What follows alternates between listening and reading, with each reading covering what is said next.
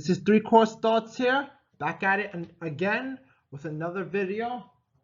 All right, guys, today we're going to talk about society and the stock market. But as always, before we begin, we must ask ourselves, what is society? What is the stock market? Well, society is the collective set of people living in a particular area or a part of the world, and they're going about their day-to-day experiences. So what they do from day to day, different people living their lives, doing their thing. The stock market now, something very different. It is portions of collective businesses, mostly open to the public to buy and or sell at their leisure, convenience, which is basically a maintenance of wealth. Are you guys still here? All right, boring explanation's over. Since we made it through that, since you guys stuck with me for that, you do me a favor, just hit the like button and subscribe it'll help me out greatly with the YouTube algorithm and this channel. Thank you. Now moving on to today's topic, the meat and potatoes. Society and the stock market. Did you know that society and the stock market feed off one another?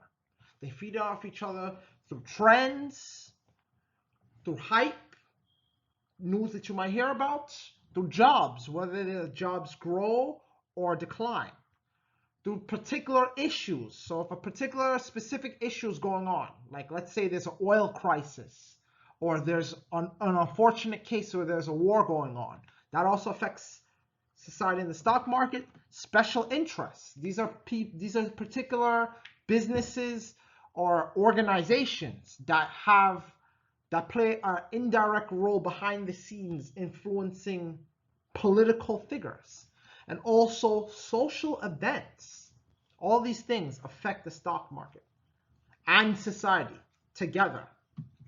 Now I know what you might be thinking. You might be saying, 3Course Thoughts. So what? So the stock market and society may feed off each other. They might not. Who cares? I go to work, I make money. Who cares?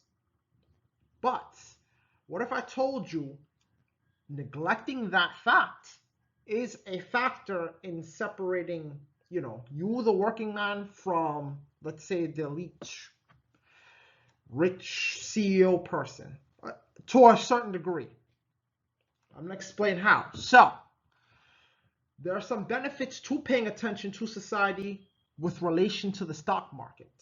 These benefits are, it can improve your stock market strategies. So, if you pay attention to different trends, different issues, different things that are occurring, you can take that information and look at how it's affecting the society around you or another country. And in turn, this is going to influence how people are acting. And when people act a certain way, it's going to influence the stock market. The stock market is, even though it's usually driven by logic, there's a degree of emotion in there as well. You can now read it and have a better chance of predicting what might happen. This is still not guaranteed, but it's you making a better estimate of things that might occur. In addition to this, another benefit to paying attention to society and the stock market is you can improve your mobility within society. So being aware of this means that you can also look for different job opportunities.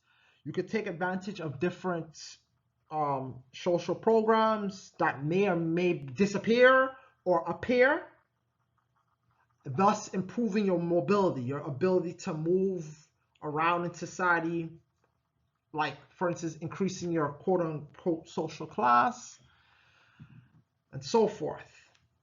And another benefit is you can have greater awareness to where you, the individual, if you're a working man, if you're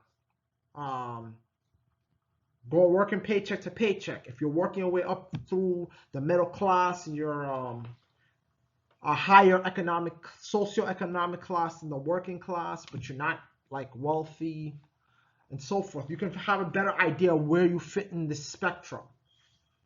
And in doing so, you can potentially avoid the rat race, develop a counter, or decide if you're going to just give up and be content where you're at and accept where you're at. It's all up to you.